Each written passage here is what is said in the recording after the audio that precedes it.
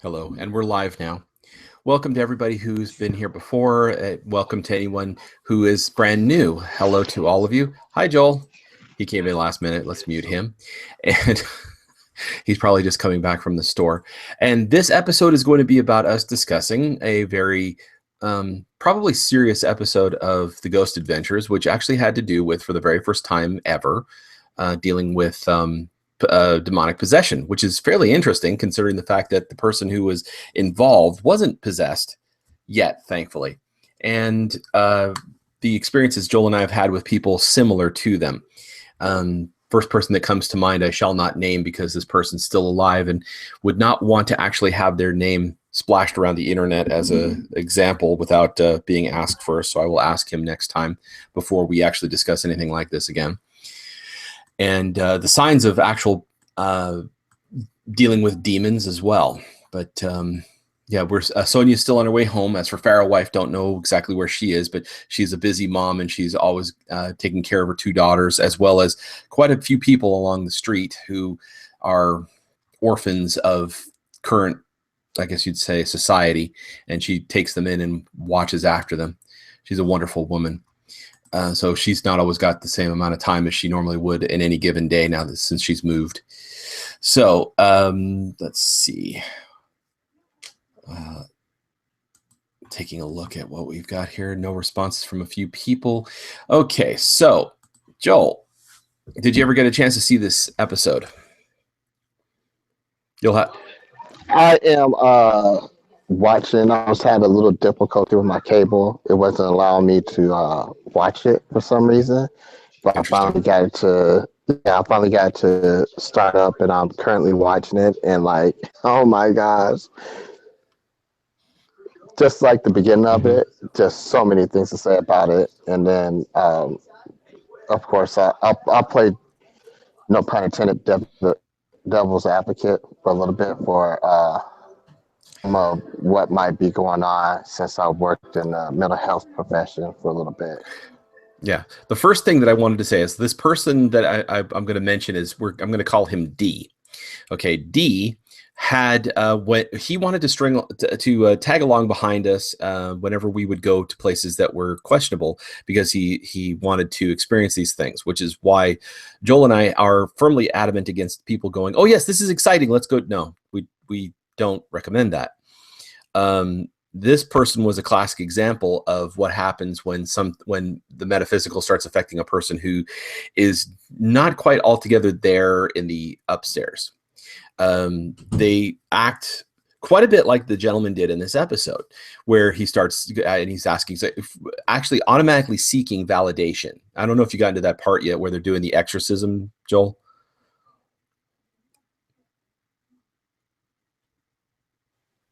No, I'm headed into that. They're just doing a pre-exorcist interview. He's talking to the priest, and I was just noticing. Yeah, it's interesting. Yeah, we'll get to that. Yeah. One of the issues that I was dealing with the person who, I'm sorry for everybody. I corrected it. I don't know why I got off the internet that it was 7. It was 6. A possession in Erie.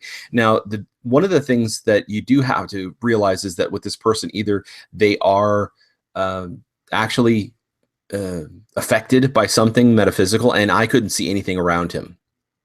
So I'm going to be telling you the truth. I saw nothing around this guy, but the house did have stuff in it, and it did have dark presences.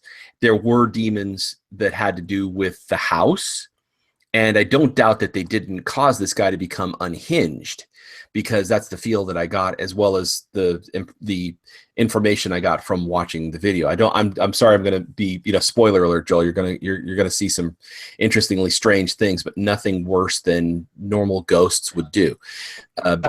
Demons, as we all know, they have a phobia. Whoa, you're breaking up. You're breaking up badly. Oh, he's probably going to disconnect and reconnect. One of the things that I noticed that was occurring in it was the fact that the person themselves, the son, was Definitely deeply affected by something. In fact, he looked like a cancer survivor. And as far as I know, all that they were reporting about him was that he was sick constantly, which generally happens whenever you're dealing with negative, persistent metaphysical attacks.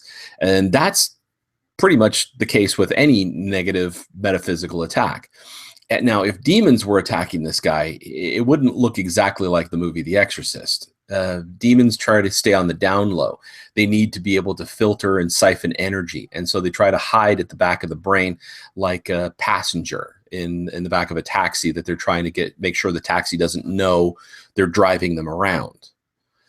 Because they need the energy and they take control only when they need something to be accomplished.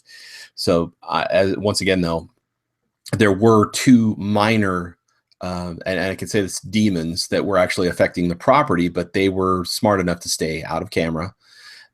Most demons have a phobia of being caught on camera, but whenever I would watch some parts of the video, I've generally realized that there's a feeling I get whenever dealing with demons from experience, that it's sort of like staring at the color red for me. You get that sort of achy, cooked feeling in your vision, almost like your eyeballs are exposed to too much dry heat constantly, and it starts to drive you insane. And yeah, so that's how I know that they were there, but not doing anything. Gave me the creeps too. However, there were dark entities on the property, and one of them actually got caught on film, which was interesting. They actually caught a dark figure on film. Now, just to give you an idea of how dangerous something like this, a dark shadow like that is, because it isn't actually a shadow person. It's just a shadow or a dark mass.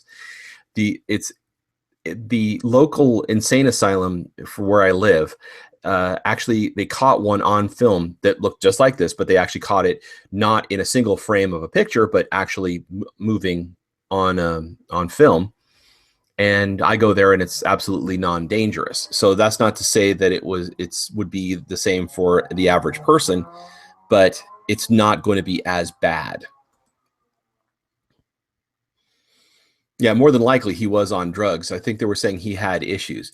Well, it's one of the reasons why it's hard to properly diagnose a person when they're dealing with issues of that type. They usually become and people who are on drugs usually become a siphon for energy from people, from the metaphysical.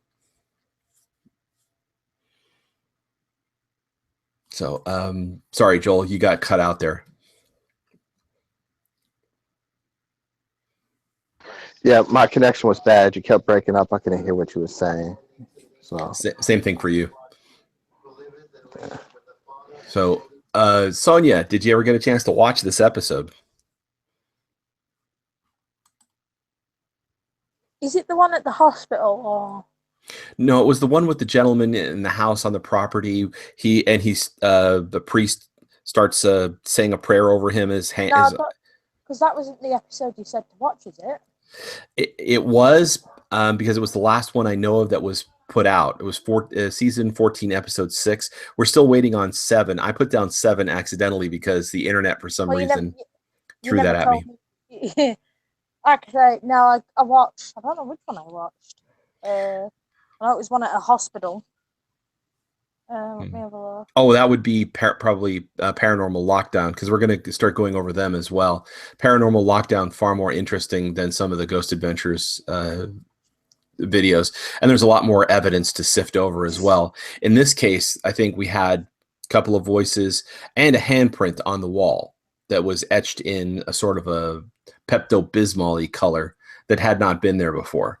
That which is the reason why you know that there's something there. But in this case, you only really need to know that there was a dark presence.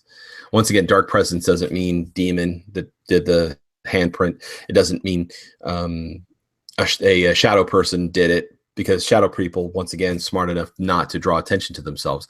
Things that want you to be afraid so that you'll leave it alone, those will do that. And generally speaking, that's things that aren't smart enough to protect themselves. And in this case, I would probably say it was probably a a very childlike entity, especially considering the size of the handprint was smaller than the mother's hand. They were looking at it and comparing sizes of their hands, and it was also not too far off the ground. So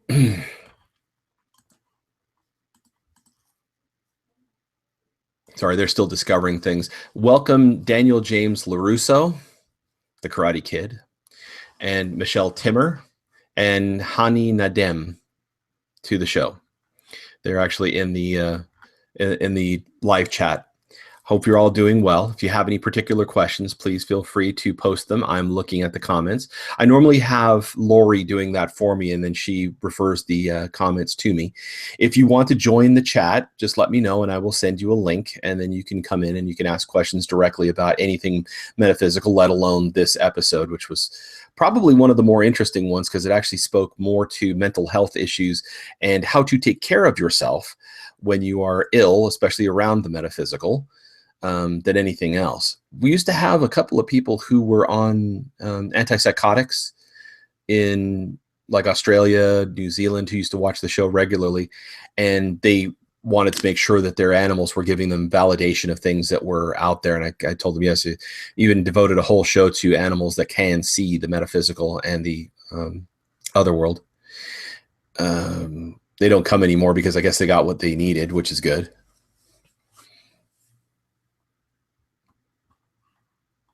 One of the biggest problems I think that the Ghost Adventures crew deals with is they always deal with everything and go, oh, look, mama, it's the devil, demons.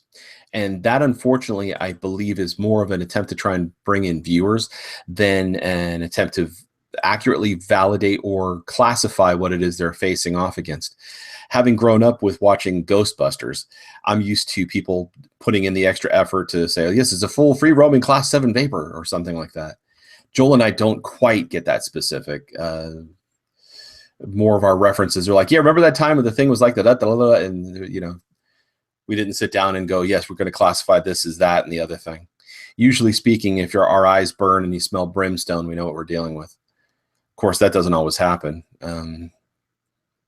When I was 16 was the first time we got asked to deal with a demon. That was, I look back now and I think how stupid I was to actually take that on. We did it, but it was not exactly the wisest thing to do. Even now, I would actually be kind of hesitant to say, oh yeah, 16-year-old me, go ahead. But you know, one of the benefits of youth is fearlessness. Of course, it's fearlessness based on stupidity, but yeah. I think I was looking for a dose of revenge on the thing that had been chasing me because I couldn't touch it, at least not at the age of 16. So does anybody have any questions? Is anybody still watching? It says I got 5 viewers, and I'm hoping that anybody's got a question. You can put it in the comments, the chat bar.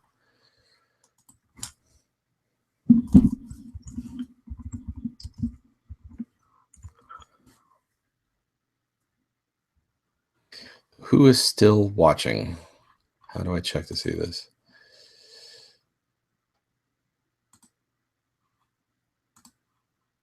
It says 4 watching, but nobody participating. Okay, cool. It's kind of the norm, it seems. Yeah. So, yeah, it's pretty interesting so far. One of the things that I got off the priest, I don't know if you've got it, but this is my opinion, and feel free to knock it flat. I did not see anything coming, no energy being reflected off of him when he was doing the things he was trying to do in the way of doing his exorcism. No energy, no external. It's almost like he's looking for the words, and going through the motions, but I didn't feel any kind of energy. Of course, I'm not an expert on feeling energy of that type through a video. I only, like 5 years ago, learned how to be able to sense ghosts through I'm not going to say I'm the absolute arbiter on reality there. Did you feel anything? I didn't notice anything in particular. it felt like he was just reading a passage, just praying over them more than anything else. And then his hand reaction, I didn't notice much else. There was nothing I noticed about it. And I think it could have, like, for me, it seemed like that might have been a psychosomatic um, response to what was going on. And wasn't it an awful lot like D when he was in that similar situation and we're looking around him and there's nothing there? Yeah. Yeah, it was the same thing. I don't know what was affecting him, but I do know what wasn't affecting him, and it wasn't those demons. Yeah. Well, the one thing that I noticed is like the one cameraman, it seems to be affected a lot in his house. I don't know the cameraman's name, but the one that had the Apple Watch that was looking at Bug, the one that Billy. has a That's Billy Tolley. yeah, Billy, and like he had that redness on the one side of his face, which I thought was pretty interesting. At the beginning when they first got there, and he had a response with his heart rate, and now, like just now, his heart rate went up to like 129, 131. But then again, we're in that kind of environment, and things are happening, and you're around energy fields that you don't understand, especially with a person who looks like he might have probably substance abuse issue and possibly like some sort of psychological issue. When you're first around people like that, you respond to how that person is. And a lot of people, when they're around people with psychological issues, they don't know how to react, and then they get kind of anxious because they can see the anxiety building up around them, and it's just like a natural response to the nonverbal cues that their body's putting off. Like when a person's it's having like a psychotic episode, even if they're not really saying anything or not like yelling or being like violent or whatever most people feel like a psychotic episode looks like. When a person's having it, it's a natural response to react to it with like an increased heart rate because it's something that you're not used to, something that's unknown to you. Now, I'll get back to that later, but yeah. Well, some of his reactions actually had to do with things that were in the environment that were not directly related to the guy who was because he was across the house from him when he came in. So I think Billy is becoming the new Aaron Goodwin because he can sense things now since he seems to be since he's the weak part of the team. He's the focal edge, and usually speaking, they'll either send in Billy or Jay now to go and basically fumble around in the dark to pick up see if they pick up anything, since they're pretty new and raw to the situation. Billy is once again the consummate, like with most cameramen, they tend to be open to picking things up and they're very watchful. So he might have sensed something. I'm not saying he did. I'm just throwing out the other side of the spectrum. But the reality is that this video, more than any of the other videos or any of the other shows, I saw nothing. I can tell you, I felt some things. I could sense a few things, but I freaking saw nothing. Nothing in the videos, which led me to believe that there might be, and in fact, I had the sense of a couple of demons in the beginning, but they had the sense to stay the hell away from everybody and everything. I didn't sense anything around the person who was supposedly possessed. The guy didn't act like a classic possession. He looked like he had stared death in the face and gotten away. I mean, he looks like he's on meth, or he'd gone through cancer treatments. I don't know how old the kid was supposed to be, because the original pictures they show is like when he's a teen, and then they're showing him now. And if he's only in his 20s, Jesus, he looks like he's 50. And I know meth will do that, but I also know that Heroin can do that too, meth and heroin. Yeah, but also continuous exposure to metaphysical attacks can do that. So it's one of those things where I didn't sense anything on him to be able to back up that it was anything metaphysical at all. Now, once again, I mean, we're the biggest skeptics when it comes to this kind of shit. We don't go, oh, it's automatically metaphysical anything, even when we can't, if our senses can't draw in the data. We keep on testing and retesting what we can see or sense, because is one of those things that you can tell the fake psychics out there, they never question themselves. They never question anything they can do. Like Derek Akora, or Derek, whatever his name is, that jerk. My God, one of the biggest fakes. And what's her name? The chain smoker, and the dude's like, yeah, I'm feeling somebody who the first name is with a T. I can't remember that jerk's name. He had a nice long run learning show on Channel 5 forever. They're just good fakers. We're not faking it. So unfortunately, we don't always have all the answers, but then neither do the Ghost Adventures crew. But we come at it as skeptically as possible. So, Sonia, got any questions? We're losing viewers pretty quick.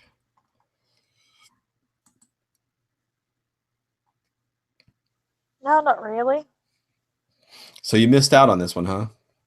I think so. Yeah, I guess so. Because, like I said, the one I watched was definitely Ghost Adventures crew, but they were at a hospital and they were talking to a doctor and shit. So.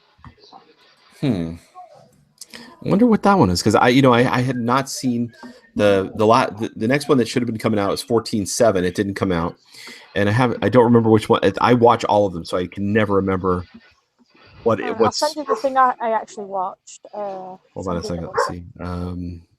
Wikipedia Ghost Adventures.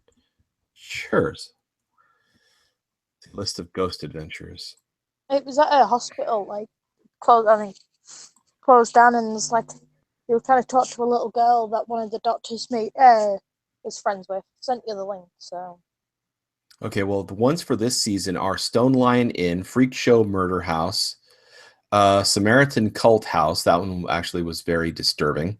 The energy inside any cult area is really downer.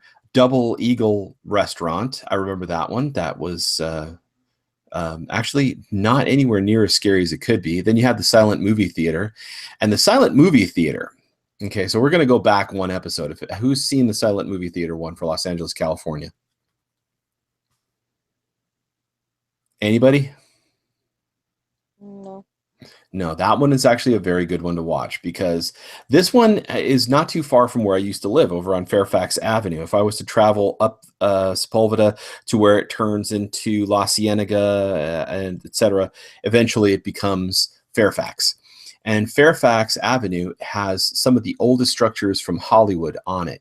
And this silent film theater, I've driven past it, I can't tell you how many times, and it always turns my head, because I keep thinking, God, that looks really interesting, and it has an amazing aura. Now, like, what did I say? Amazing aura. Okay, it really did. It was a fantastic feel. One of the things that has always drawn me to it is a desire to go in there and be exposed to all of the energy that's been stored in this building. Apparently, Douglas Fairbanks Jr. used to frequent this place, and he was one of the few people that came through. They brought in psychics, and I actually knew where the dude was sitting, and he always would sit there. And when he would get up and leave and come back, I could actually watch him doing it. The Silent Movie Theater is a far more interesting episode than The Exorcism in Erie, because Chris Stone, the person upon which they were supposedly doing the exorcism, is probably just a junkie. And that is one of the things that muddies the water for us. Now, that's, once again, not to say that a person who isn't a junkie isn't a target for the metaphysical, because oftentimes it can happen. But the Silent Movie Theater itself is very similar to the theater near where I live, in that the theater where I live is from the 1950s. It's not super old, but it does have ghosts in it. And all the ghosts that are in there want to do one thing: watch films. They're not dangerous. They're not going to hurt you. And once you finally spot one, it's really kind of amazing, because they move, they watch, they shift in their chair as if they can be uncomfortable. And they avidly watch the movies. They don't want to talk to you if you actually say anything to them, like my eldest son did to the one that was in the, what is it?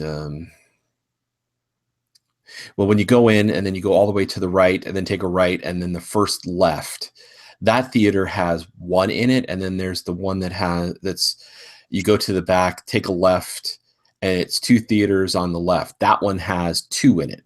And I don't know if it's the same one because in that theater he's actually more visible than in the one that's down towards actually I should say towards the east, the east of the theater. So the one that's on the west side of the theater could be the same one as the other, but there's one that sits at the back of the theater, almost like watching like a security guard or something, in that same one that's on the west side. And they just watch. They don't actually interact, and they leave their own aura. Those are the theaters where people tend to be the quietest. I've noticed that they're the most respectful. They usually don't. The kids don't act up as much. So the aura of it actually does affect the people in it. And I wanted to see the silent movie theater. I want to see some of these silent movies. And if Douglas Fairbanks Jr. is in any of them, good God, I would love to watch that as well. The man is he's a movie legend.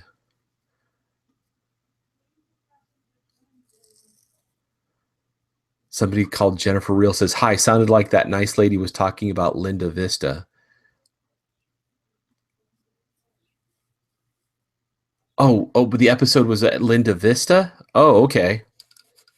Nice, thank you. Thank you very much. I can look that one up. Let's see.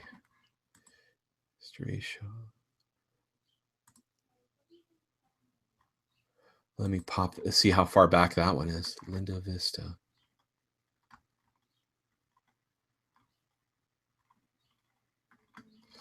Okay, going back to season 13. Colorado Goldmine, McKay Mansion, Palace Saloon, Reseda House of Evil, Dorothea Puente's Murder House, Hotel Metland, St. Anne's Retreat, Twin Bridges Orphanage, Dumas Brothel, Zalud House, Dakota Sanatorium of Death, DeSoto Hotel in Concordia, Goatman's Bridge.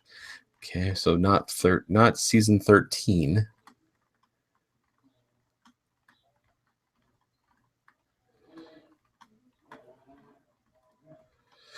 Not season 12.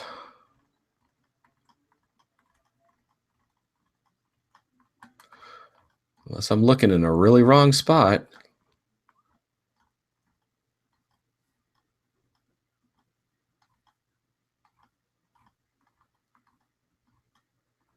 Linda Vista. Season 11. Sonia, did you send me the link? Yeah, in the chat thing, yeah. The only thing I've got the problem with Ghost Adventures, if the hero, he starts screaming so you can't actually hear it. Or pan the camera away. Yeah. Okay, I'm not seeing it in. You're gonna have to. You should probably send it to me in. Put it into the group chat here, or send it to me in the Hangouts. Well, I'm on my phone, and you know the bit what comes up where it shows you like in the call or whatever. I've sent it there. Okay, I don't see anything there. Hang on, give me a sec. Linda Vista. I'm going way back now. Right, I'm sending it to your the Google Hangout thing we chat on. Okay.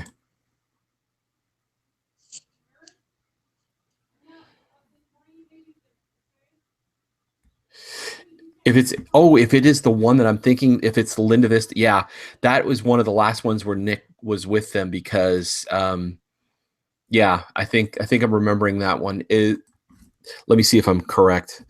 Sonia's sent it to me in the thing, so let me pop it open and take a peek.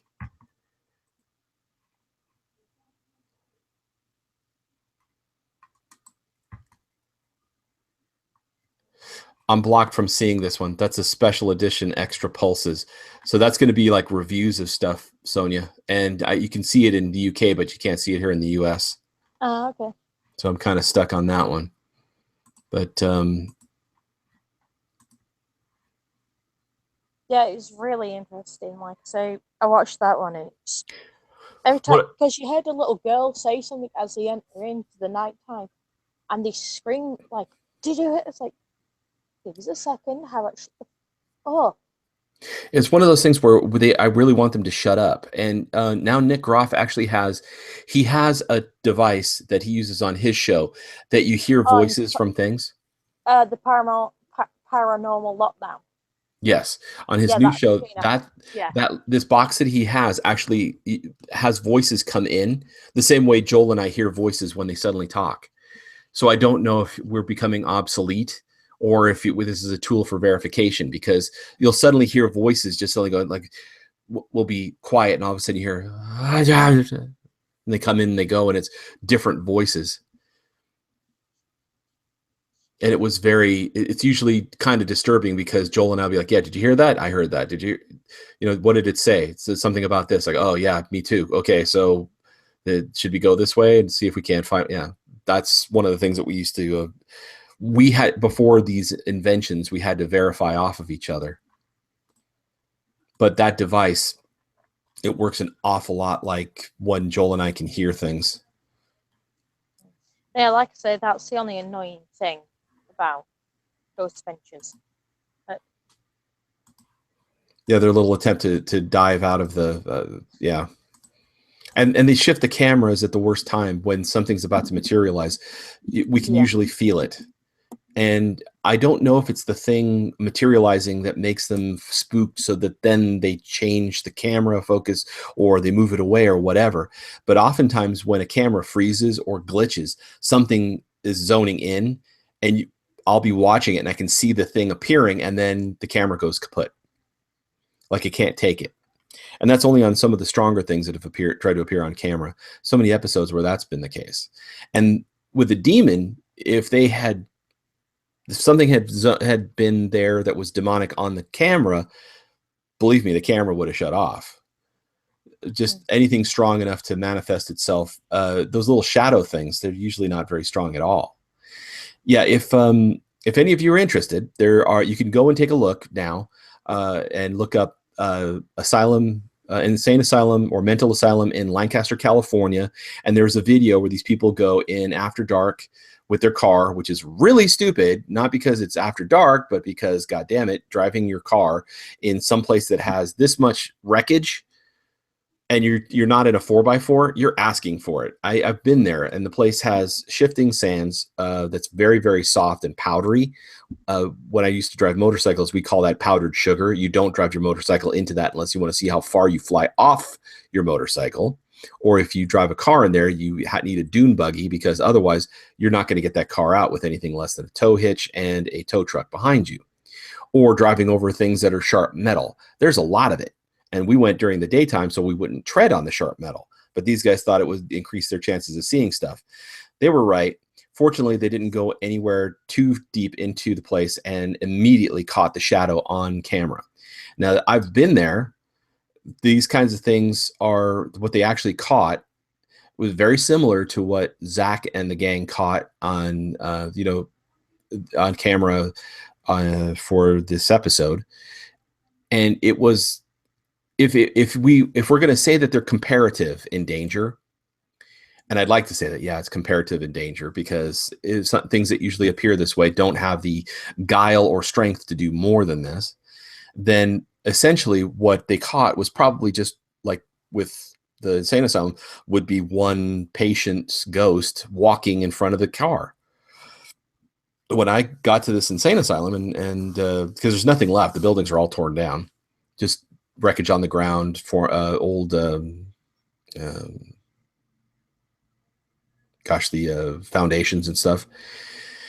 As soon as we got out of the car, they were literally in clusters looking in our direction interestedly, and then started to move away pretty quickly. So not trying to project that it's exactly the same, but we're dealing with something that's probably as cognizant of their existence as these things are, were what was caught on film in the possession, exorcism and eerie, whatever they wanted to call this stupid episode.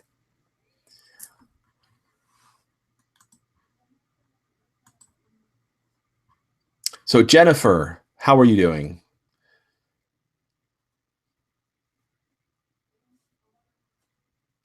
Since I'm on a several second delay, I have no idea how long it takes for these things to get out.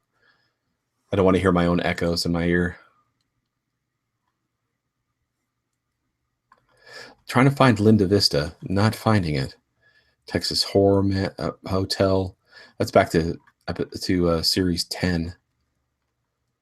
Old Licking County Jail, Overland Hotel and Saloon, Whaley House. Yeah, that one's actually near here in San Diego.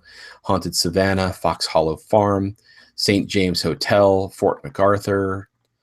That one's actually not too far from here. That's in San Pedro. Why they say Los Angeles, California, I don't know. That's someplace that Joel and I always felt bent away from, even when traveling in that area. It's like, you feel that over there? It's like, yeah, let's never go there. I'm sorry. Which spot was that one? The one in San Pedro where we saw all the empty buildings. It's the Fort MacArthur. We didn't know what it was called, but we always, as we drove down like Normandy or Western to the south, and we got near it. You could feel it, and we were interested in finding out what the hell was going on with it, but we never wanted to go in it. Yeah. Yeah. Okay. Yeah. You remember that I'm talking about? Yeah, that's. Yeah. It's like, look at that place. Let's never go there. Yeah. It looks interesting. I'm curious about it, but I'm not getting near it. And that place is actually super haunted. There are people that they go in there. They sometimes faint. It's very similar to what Sonia talks about when she's dealing with that castle near her where they tortured and killed the witches. Very similar in the level of juice that goes through there. Yeah.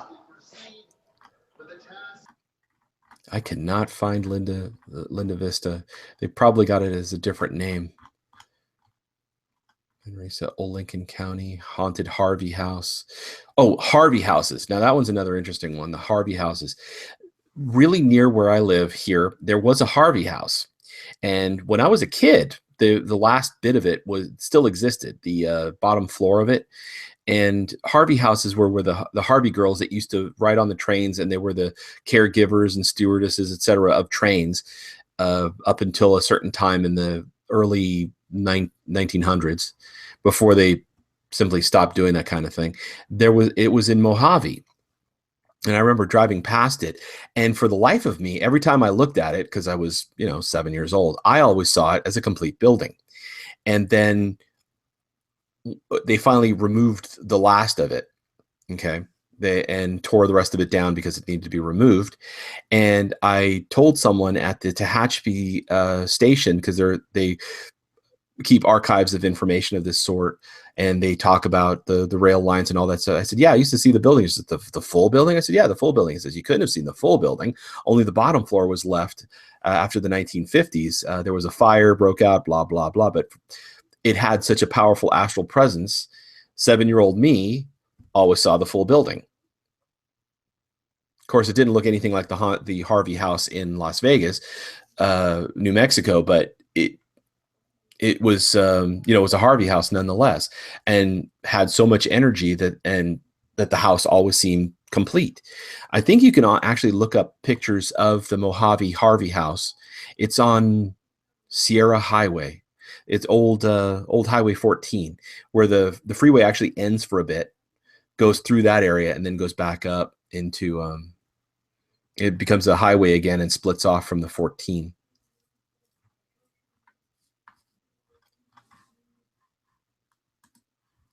Okay. It's done. That was quite the interesting. I can't explain the one photo towards the end of it. I can't explain the handprint. But me and Melody was watching the beginning of it, and Melody and I noticed right away, like the possible strong guilt that he was having, which is why he couldn't look at his mom. Not sure what that was all about. There's a couple speculations that we had about that, but the horseshoe, like, I was surprised that after they found the horseshoe, they kept the horseshoe on the property. So, but like, I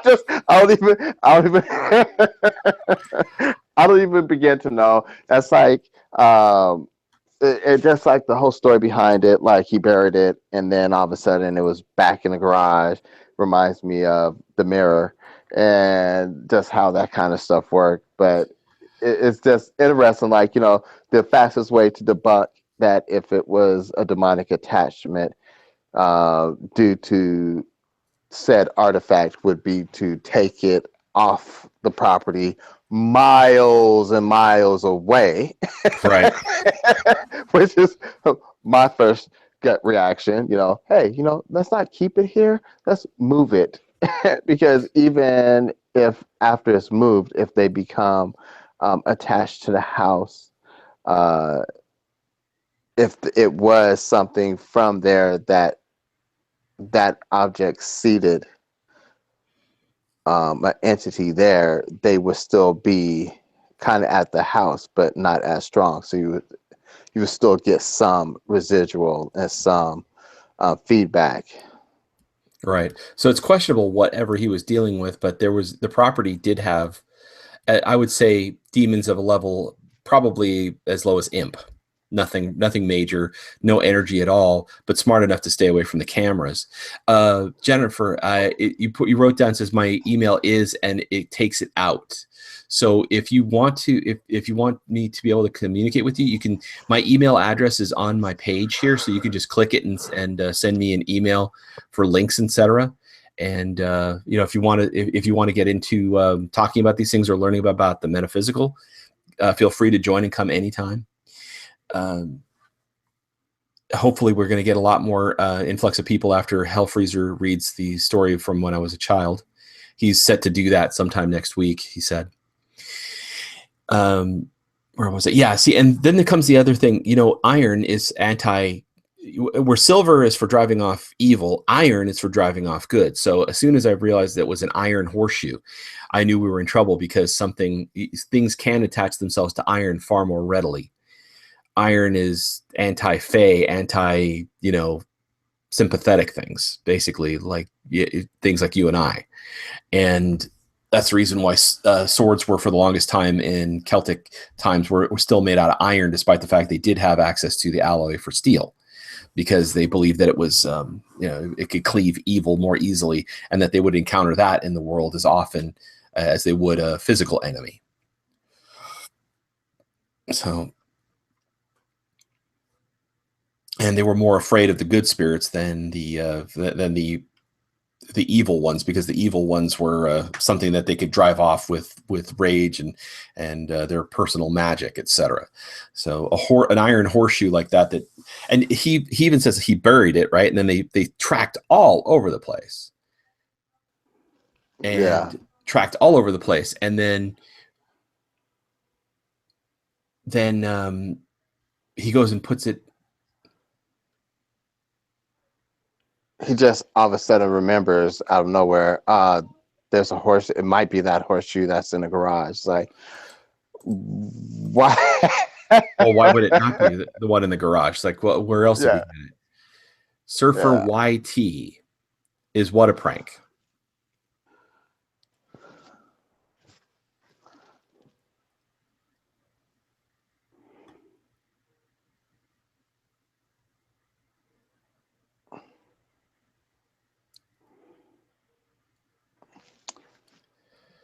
No idea. So he goes, what? He goes, WTF, bro, is this a prank? Is What a Prank? This is a review on season 14, episode 6. You don't see any links to anything that are trying to get you to download a new version of Flash so that we can give you a virus or something. This is actually people who are talking about this sort of thing in a sort of a clinical as well as review fashion, because we have experience with this sort of thing. I don't know why this would be a prank or even seem like a prank. Anyway. Hello, Joe. Did you not get the link? I swear I thought I'd sent it to everybody. Dadgummit. Probably didn't get it. Hold on a second. Let me... Nope, I did. I thought I had clicked you. Hold on a second, man. Here it comes. All right, there we go. Yeah, sorry, I forgot to send you I thought I had sent everybody. It's when you got a list of like 12 people you're trying to send it to, sometimes stuff happens, especially when I was running late. It took a while for me to get my son to school, so I apologize for that. Okay, anyway, so yeah, the whole thing bent around the horseshoe itself does lend itself to something sticking to it, but what is kind of questionable. What in the world it could be, how in the world it could be, is not impossible. But it's one of those things where if you could simply push a couple of buttons in the back of Zach Bagan's head to make him go in the direction you want, I'd be pushing buttons, or at least asking questions going, why didn't you go do this? Or why, when you hear the sound, you guys make lots of noise? It's like, shut up. Seriously, put a fist in your mouth. Quiet. They did. They actually said they went out with a metal detector. They showed, was it Jay Wasley? Yeah, Jay was actually had a metal detector, was going over the backyard, all over the front yard rather. And they said they couldn't find anything. They'd found all kinds of little bits of metal, but not that one. So it begs the question, did he ever bury it? Did he bury it and then he unearthed it?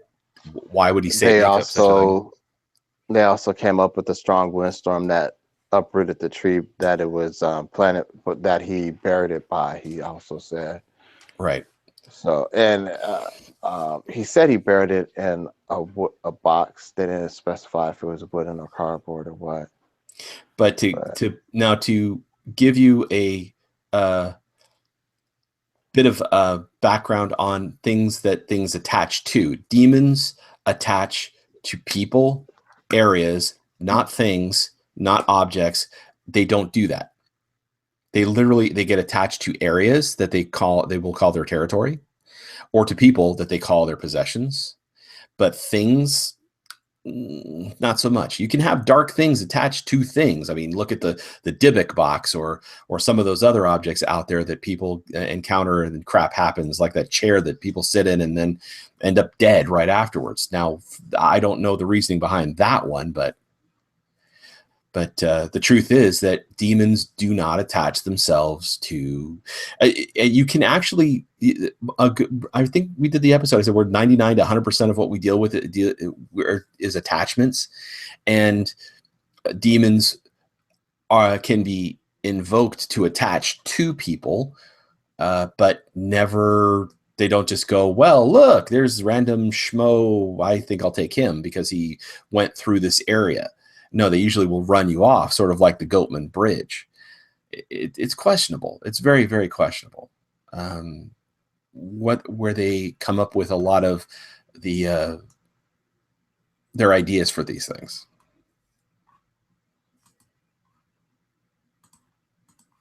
So, still waiting for Joe to show up. Yeah, Joe, I sent it to your in Hangouts. Jennifer, if you actually send me an email, I can bring you in and you can ask questions. Just give me the word.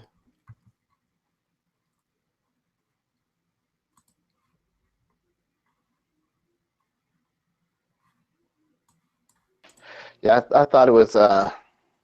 Yes, I've seen the Haunted I've seen the Haunted Collector. And some of the things that he gets are garbage. And it's actually the people who are focusing energy through the object, which is something he doesn't know about. And Joel and I have plenty of experience with. We call those foci.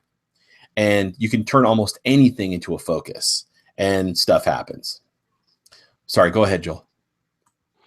I was, with the intro, they're talking about building up their credentials and all that stuff now.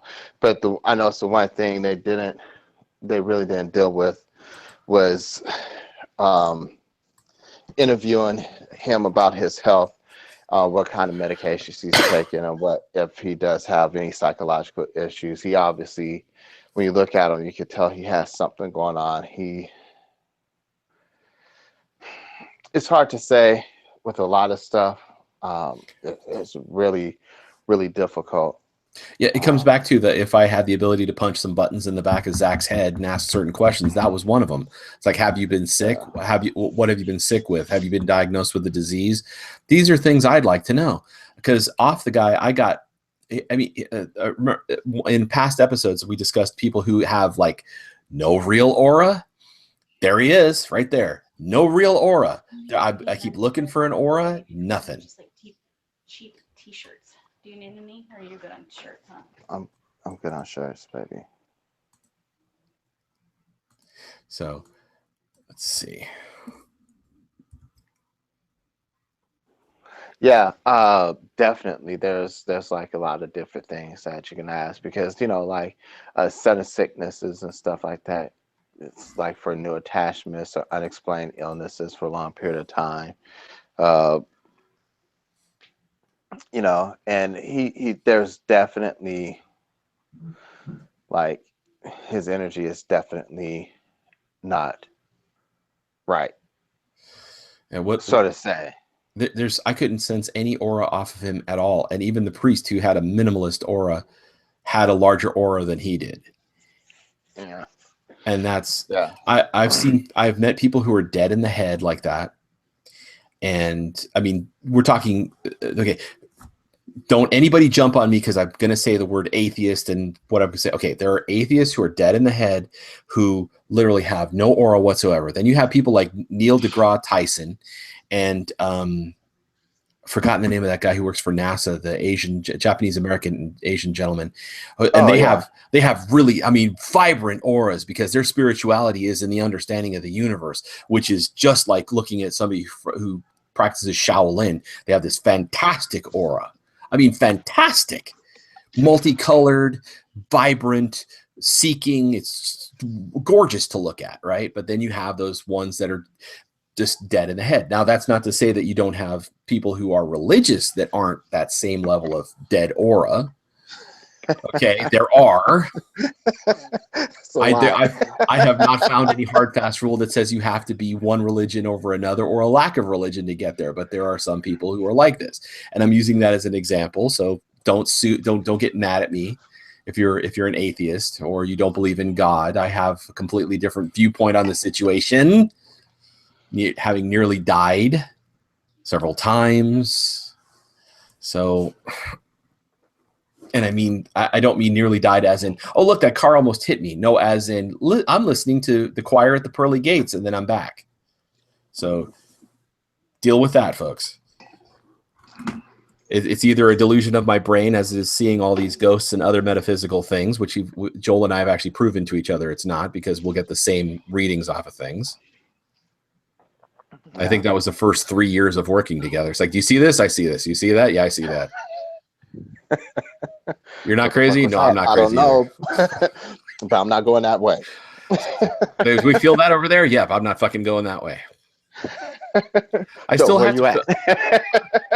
to fill the soundboard up with all the different sounds I want to get, so I click them and it has the little funny sound. I know it's probably not very respectful, especially for people who are supposed to be into the paranormal. But I've never been the kind of person who doesn't mock things that are funny, even ourselves. I haven't taken us seriously about this sort of thing too seriously because it's fun. Especially, I mean, we have to film and put it on YouTube the day we met Top Hat Lurch because it's just too funny. It's too funny. It is. It is way too funny. I'm sorry. I know I'm derailing the whole Ghost Adventures crew conversation, but it's funny. It really is. And everybody who's listened to it said, no, that's so funny. It's wrong. So I know, right? Can't make it up. You can't make this stuff up. You can't. I mean, you could, but it would not come out as funny. It just lacks the funny.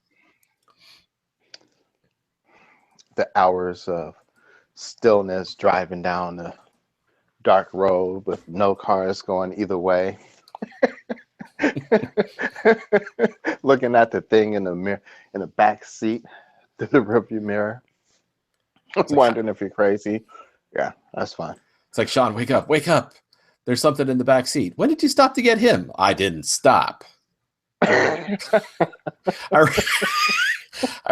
remember that one distinctly. I didn't stop.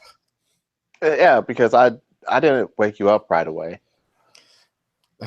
I drove for a few hours, for at least an hour and a half. My head was just cracking with exhaustion from all the travel, and then that, It's like, so yeah, we have to record it. You'll have to get your tall friend. We'll stuff him in the back of your car and we'll just film it from several angles because it'll be funny. I'll ask someone how we can make him look transparent. If not, we'll just cover him in lots of makeup. That'll be funny as hell. You know, these are the kind of stories that you can tell around a campfire, right? And people laugh at, but you can't. You tell to like the Ghost Adventures because, oh, that's boring. Where did it happen? We don't care because it's not something that was scary. Or did he grab the wheel? Did he make you go off road? Did he make you feel in fear of your life? It's like, I don't know what to say because it's no to all of those questions, and no will get us. We'll get you to stop paying attention, Zach. Yeah. Because it wasn't, look, Mama, it's your favorite, the devil.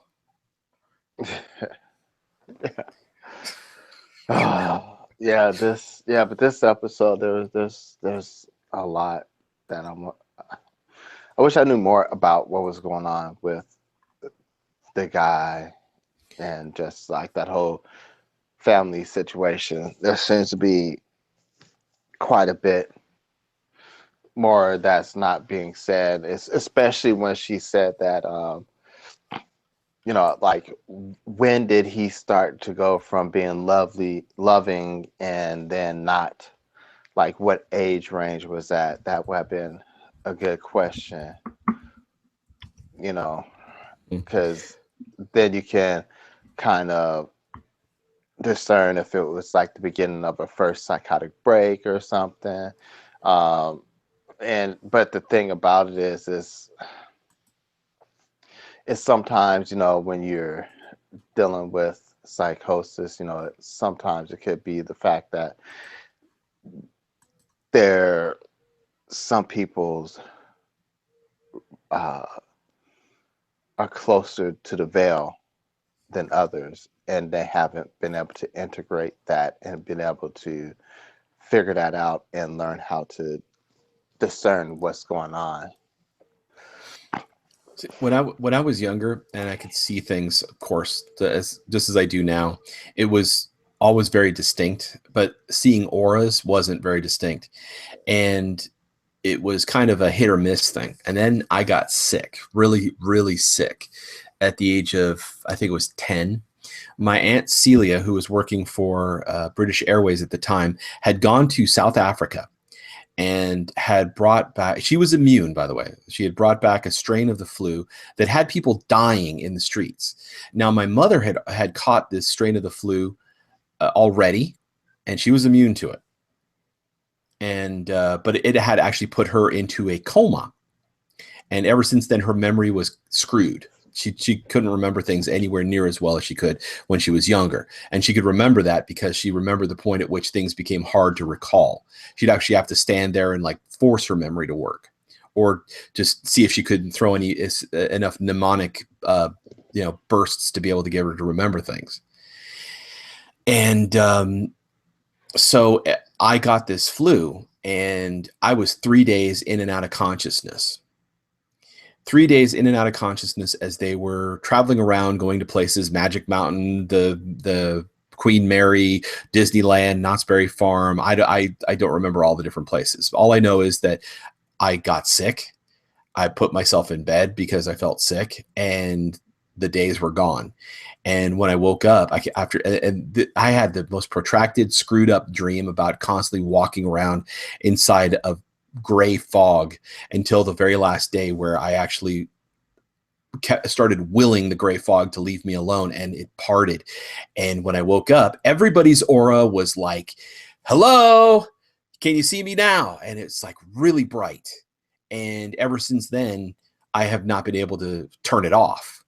I can't ignore it. It's like it's in my face. Even when I was losing my sight, the auras were still right there.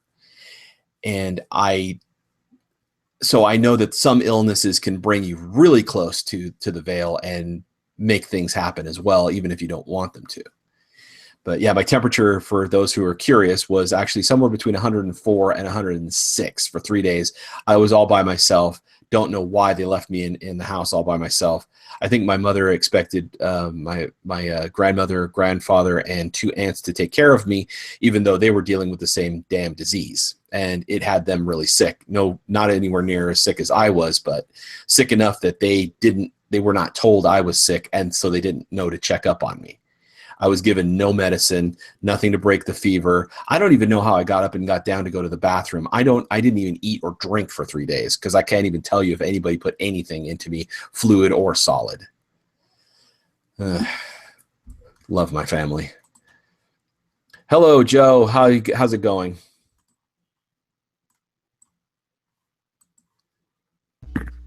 Hey, it's going well. So your new headset works great. Sounds great too. Oh yeah, I did get a better one. So Joe here is our artist for the channel. He does all of the specialized pictures you see for all of the thumbnails that we get. He's an amazing artist, and we're amazingly grateful to him. And so, did you ever get to watch this episode of Ghost Adventures? No, I haven't seen it. It's not one of their better ones, but it is a classic example of they went out looking for something. It was there, but they didn't catch it because they were too busy chasing the rabbit. Oh, yeah. It's one of those situations. It's like we're going to go over here. We're going to run in this direction.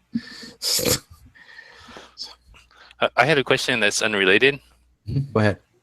I was wondering what was the difference between ghosts and spiritual. Oh, you told me, I guess, spiritual guides. Spiritual guides are actually, they're there. They're always going to be there. You just may not have noticed them.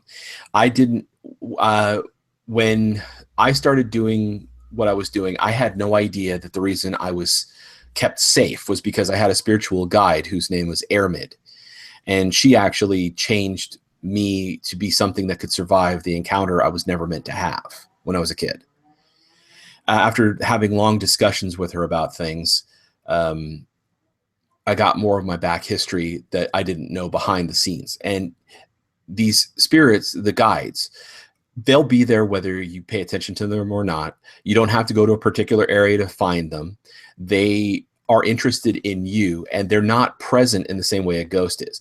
Now, a ghost they attach themselves to an area or a place, and they manifest in that area. And they're interested in whatever it's in that area they're attached to. Where guides look to help or influence or, as they say, guide a person, but they're not present. They actually exist on a different plane than this one. The Earth is surrounded by 2 dimensional tracts that are like, if you think of them as ultraviolet and infrared radiation, the light spectrums. There's one is above the light we see and one is below. Above the light we can see is the ethereal plane, and below is the astral plane.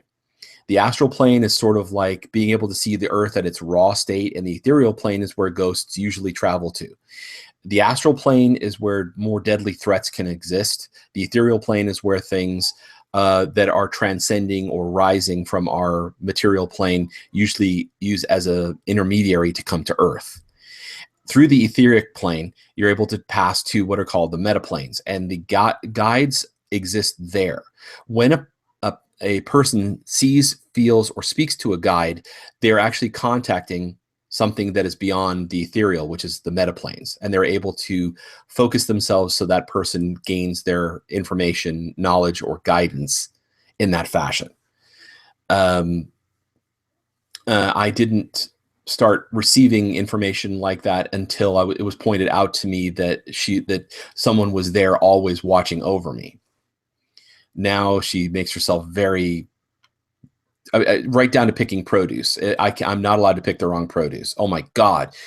Have you ever put a magnet in your hand and you held it close to a counter magnet and you could feel the push? Yeah. If I try to pick up something that she doesn't want me to pick up, that's bad produce. It's the same feeling. Like you got a circle magnet in the palm of your hand and it's getting pushed away. I'm grateful for it because it means I always pick really good apples, but it's kind of annoying because it slows down the whole process of going to the market. I know that sounds dorky, but it's true.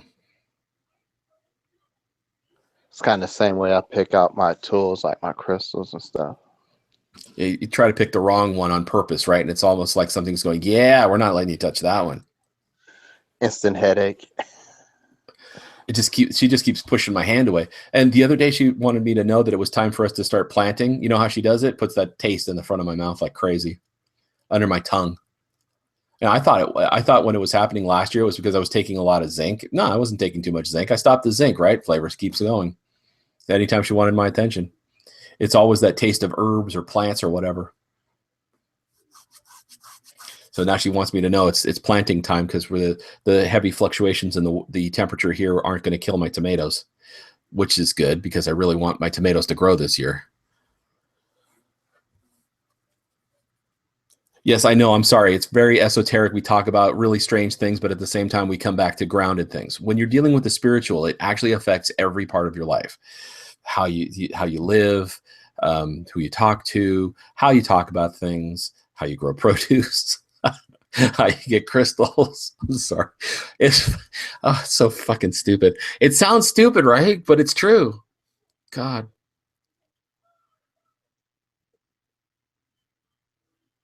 Back me up, Joel. You're leaving me hanging.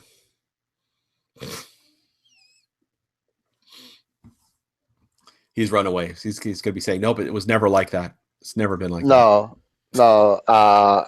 It's true. A lot of people, I think Western society, that's one of the issues that we're having with Western society is the fact that we try to have like a secular life and a spiritual life.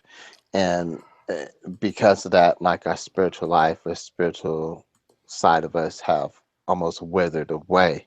And we're not in touch with that anymore. Almost most people aren't, I should say. But yeah, your spiritual, you have to realize like your spiritual life overlaps into your regular life, and you should look at your regular life with some sort of sense of spiritualism, or you're just not going to go anywhere. You're not going to benefit from it. You're going to miss the signs and of when and where you should be.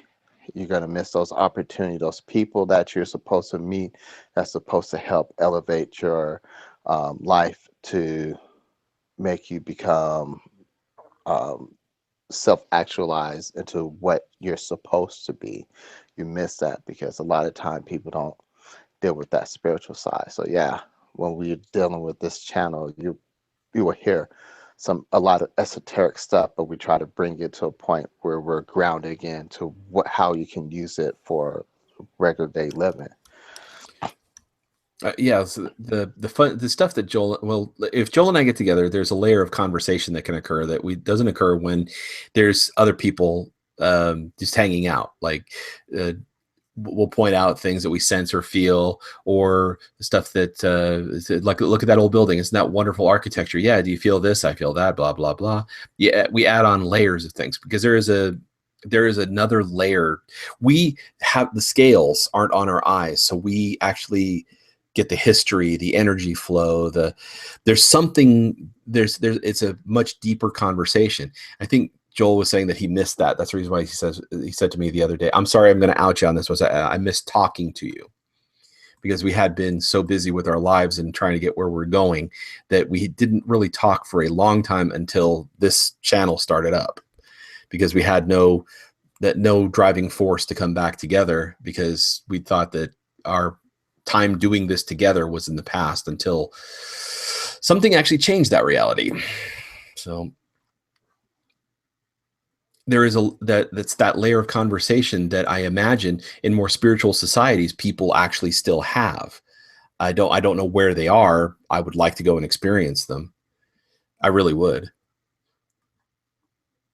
But I'm poor, so I can't. But Joel's going to Hawaii. Yes, and I'm getting increasingly excited about it. I think the one thing that I'm looking forward to the most is the water. Living in Northern California, the beaches aren't the same as in Southern California.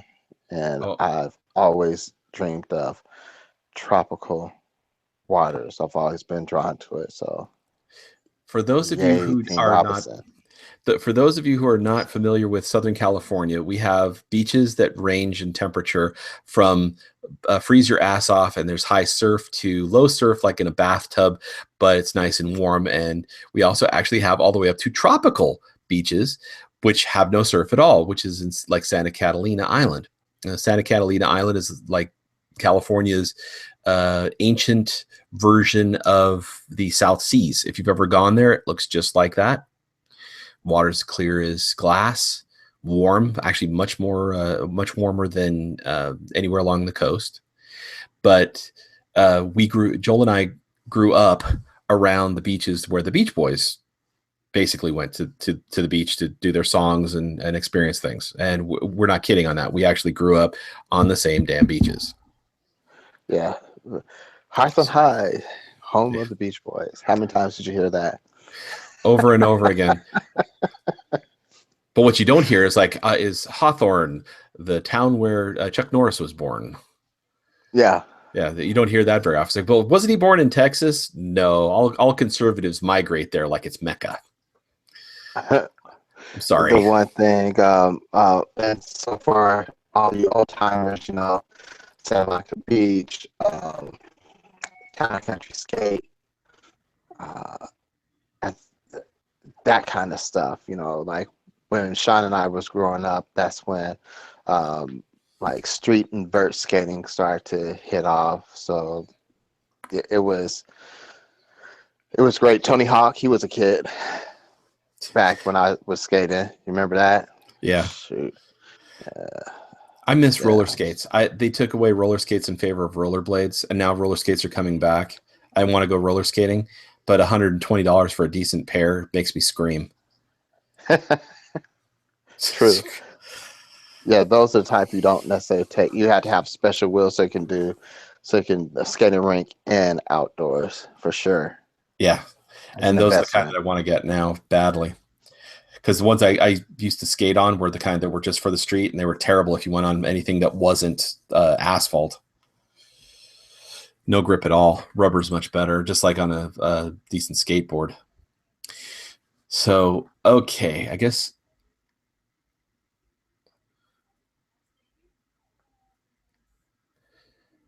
You must know something about Christianity. Say, don't have scales on ours. It's a saying that I'd heard of before many times.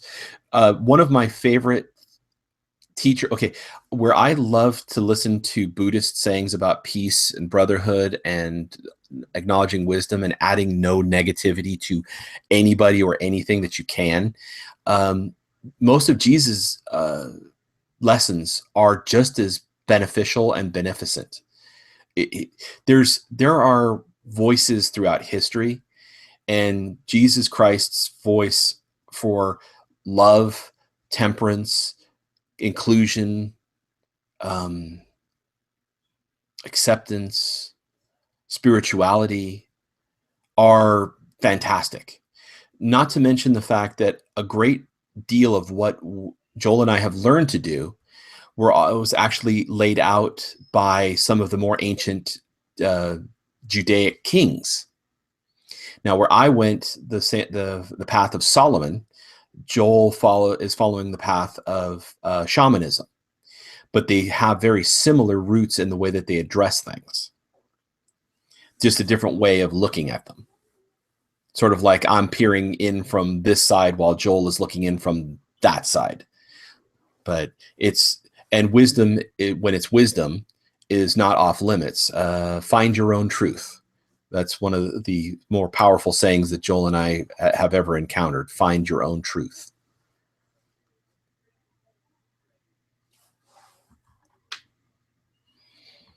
Sorry, wanted to address that. Jennifer, you can join. Yeah, Jennifer, if you feel like it, you can join and come and ask questions. We're going to go off air in a minute, and we'll talk about any questions, and you don't have to be on channel. You just can be silent until we end the show, which is going to be in about 5 minutes. Hi, Pharaoh wife. Missed you. Hi. How y'all doing? Doing great. Great. We missed you. Sorry I'm late. I just noticed that my email wasn't actually online. I thought I had a tab up here for it, but the kids must have pressed the X on it and it wasn't online, so I couldn't hear anything, you know, any notifications or whatever by it not being on. That's okay. These kinds of things happen. I was telling everybody, I said, you were probably busy with either the children or helping out in the neighborhood, because that's the stellar kind of person you are. Well, instead of me helping, this time somebody was helping me. There's an old lady next door who had a bed frame to give me. Cool. So she asked me to come in her yard and get a bed frame or whatever, you know. And she gave me 2 bed frames I actually needed. So I was blessed today. That's one of the things that I really, the spirituality of being open to accepting things and letting things go that you don't need anymore, is that when you need and it's available, it's provided, so long as you're open to it. It's a wonderful thing. I love seeing that kind of thing happen. So like when we didn't know we could grow anything up here, all of a sudden things started to grow. Or when we needed seeds, and people actually just kept giving us cans of seeds and we hadn't asked. Yeah. Well, it actually happened by a fluke, actually, because by my husband being mentally ill, you know, digging in the trash and bringing things home that I don't want in the house. Yes, I remember, because Jemima kept on complaining about the shoes. It's like, what's that man bringing those shoes up in here for? Oh man, if she would have stopped going home the other day, she'd been really upset. But he brought home mattresses that he found outside. You know, people leave mattresses out there to be put in the trash when the trash man passed by. Yeah. And he brought them home, even though we have new beds that the Veteran Administration gave us with the plastic on it. He brought home mattresses that he saw outside, and he knew I wouldn't accept that. So when I tried to reach for the back door, when I saw him coming home, he had a string on it. I was like, what do you have this string on the door where I can't open the back door? You know, and he said, because the wind keep blowing the door open. I just took that as okay. That's what that was. And all of a sudden, all night, it's terrible. All night, I couldn't go to sleep because I kept hearing knocking on the door. I was like, on my door this time of night? And me and the kids said they heard it too. Something knocking on the door. And I was like, man, let me see what the hell is it. It's about the 3rd time. I think it was like 3 o'clock in the morning, and the knock came on the door. I went outside and opened up the door because I thought it was, you know, maybe kids playing with the door or whatever. I was like, why is that knocking happening to my door? So I walked around the house to see if maybe some kids was, you know, maybe hiding on the side of the house. I look in the backyard and I see this big mattress, you know, sitting up beside my bed. I said, I know this boy did not just, oh God, I can't believe he just did that. That's why he had the door locked where I couldn't get out the back door. Running inside, I fussed at him. I said, what the hell is you doing? Why are you bringing this? We already have beds in the house. What you need that for? My back hurt. I said, so I got to sit up here and suffer with the demons and spirits you bringing home that's on these things, and I have to die. I have to keep on getting seizures and stuff because you keep bringing home stuff that you found in the trash can out there. You don't know what people done with these things. Their spirits are on them. And don't you hear me keep saying, I keep hearing knocking on the door? You think it's me? You done brought home something. We done came to a house that we don't have a ghost in anymore. The people done, you know, showing and cleaned our house. We don't have any problems at all. And you bringing things in here without getting them checked first. You know, you don't know what you're bringing to me. Stop doing these things. You know, you trying to kill me? You worrying about your doggone back? I say, get up and go get on the other bed and stop trying to be in here, be nosy to see what me and the girls doing. Get on the other bed. Don't be bringing home. I say, I don't.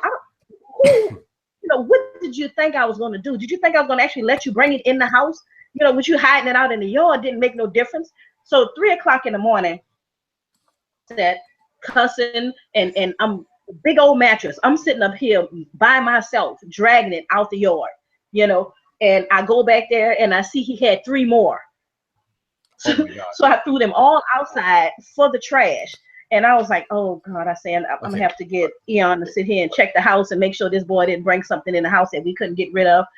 But the neighbor happened to see them out there. She thought they were my beds, you know, since she saw me giving them to the trash man. She thought they were my beds, and that's what made her ask me about bed frames, you know. And I was like, yeah, because we still need a bed frames for the 2 beds that we do have. So it was a blessing. And it's the sad part about it is aggravating me because every time he does something dumb, it turns out to be a blessing. And he'll smile about it as if he did something good.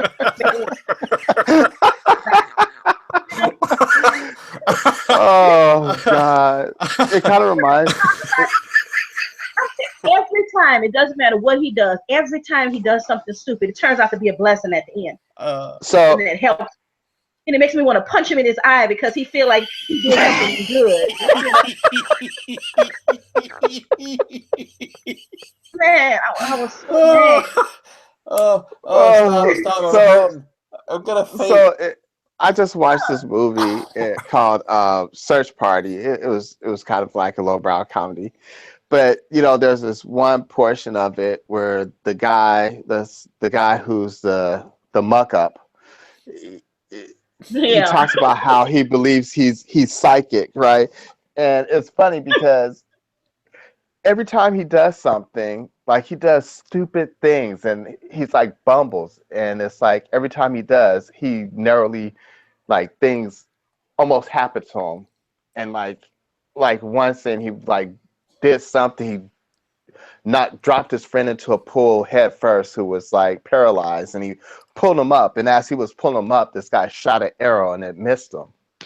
And like stupid things like that. It kind of reminds me of that, like, or as my instructor used to call, accidental kung fu. Like your husband has like accidental blessing. Kung fu, yeah. That's the aggravating part about it, because when it becomes an accidental blessing, he turns around and do something stupid again. Just to see, if he can help me. He do something force the situation. He's like, well, if this turned out great, I'm going to go out there and see if I can't force fate's hand. That's funny. That's great. That's awesome. That is really something. Okay, so question. I have to ask this. Now, the knocking you were hearing, because I'm curious, was it on the inside of the house or on the outside of the house? Outside, the front door. Okay. So that means that if there's knocking on the outside, then that was something trying to get in. Jemima wasn't doing anything because it wasn't inside the house yet. So she can't do anything until it gets inside. That's the problem. This is the limitation of some spirits. They can only do stuff inside the hearth, inside the house. Like that's what she does. And so she can make your house happy. She can fill it with song. She sings to the kids when they're asleep, etc. But when it's on the outside of the house, it's beyond her touch. And that's why I was curious if we were hearing the knocking, like maybe she was afraid it was going to come in. And now I realize she with the knocking you were hearing was whatever it was on that mattress. And yeah, because not at the garbage man has picked it up. Actually, before they picked it up, once I took it out the yard and it's without the, it's outside the perimeter of the house, it wasn't, I didn't hear any knocking anymore. I was able to get some sleep. And was it set up so that it would actually like hit the side of the house, or was it wasn't moving or anything? I mean, it's hard to imagine a mattress knocking on a wall, but it wasn't set up so it could make noise, was it? No, the mattress was outside in the backyard on the side of the house, but at the front door, I kept on hearing. Just that. Yeah, that's the kind of knocking you don't answer. Yeah, it just went. Yeah, I thought it was kids doing it and running, so I went outside to go and look around. What is this about? And I saw the mattresses in the backyard, and I was like, I can't believe this boy did this. I went crazy, man. That time in the morning, I'm up there, and after that, I had to get in the shower. I got in the shower because I'm touching these mattresses all over me. I didn't want to get back in my bed with whatever it was I had on me, because I had to put my whole body on it to get it out there by myself. Ooh. These are huge mattresses. And he just standing in here upset about it, talking about he want them. I said, boy, don't make me hurt you.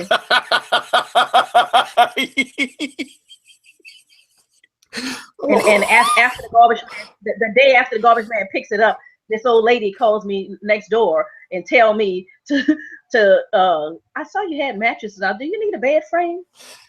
I started to say no, because I didn't want this boy to think this was a blessing, because it happens every time he does something stupid. But we actually need the bed frame. I was like, yeah, ma'am, thank you.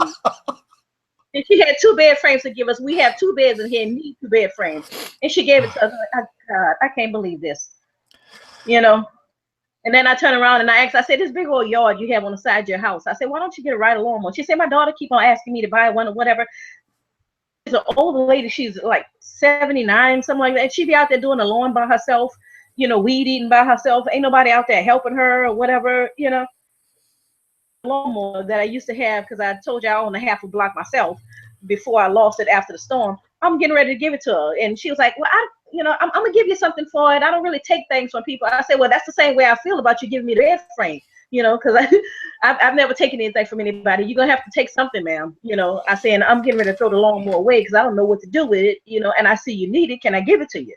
You know, and you may need to do a little something to it, even though it was new when I bought it, but you may need to do a little something to it right now to get it working. And my husband will come over there and help you get it working. But yeah, because it's just sitting over there in my daddy's yard, and he keeps telling me to get rid of all my stuff, you know, as if to say just throw away stuff that we need. You know, it's aggravating that he does that to me, knowing that he needs a lawnmower, you know.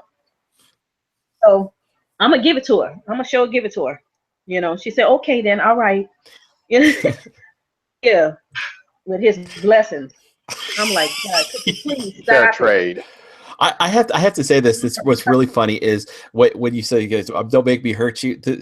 The other day when Joel's daughter was harassing him, and this of course is probably a month or so ago, was harassing him, saying, yeah, go get me some beer, right? And he turns and looks at her and says, I will end you.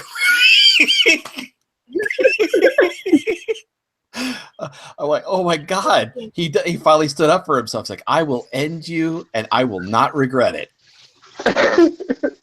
It's a common statement to my kids. They know.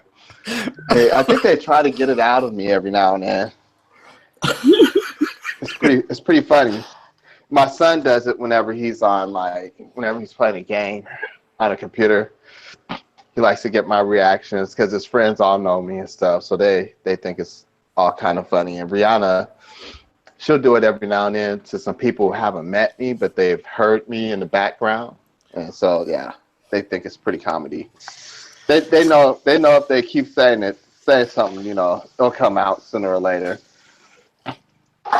Okay, well, I'm going to outro us so we can go to the private chat and just I'm going to do the close. Okay, so here we go, folks. Next time, which is going to be Sunday, 10 o'clock, this coming Sunday, we're going to get together and we're going to talk about the third eye, being able to see things beyond sight, how to deal with some of the growing pains that are involved with some people who are learning to see the sight beyond sight, my advice on how to be able to improve your vision. And if you like our show, which unfortunately I think YT Surfer YT didn't like it because he thought we were going to be showing the show or something crazy like that, like this is Ghost Adventures Aftershocks or something, you know, you can thumb us down like he did. Otherwise, give us a thumbs up, refer us to friends. The whole reason we got this channel started is because we're trying to help people. And I mean that literally. We have helped 5 or 6 YouTubers now. Some of the people that are on this channel right now are people that we've helped. In fact, in more than one case, such as with Sonia. If you listen to some of our older podcasts, you'll actually hear what we had to deal with the mirror for her. By far, her mirror was the easier one to deal with, despite being the darker one of the pair that we've had to discuss. So if you like, comment, subscribe. If you have questions, please put them in the low bar. We will either attempt to answer them on another video, or I will actually make a video completely about that. Since the Ghost Adventures crew is on hiatus, we don't usually talk about them to the high heavens. So once again, if you like us, like, comment, subscribe, ask me questions. My email is in my profile page. Thank you very much, and may you be kept safe by all that you hold dear and holy until next time we meet.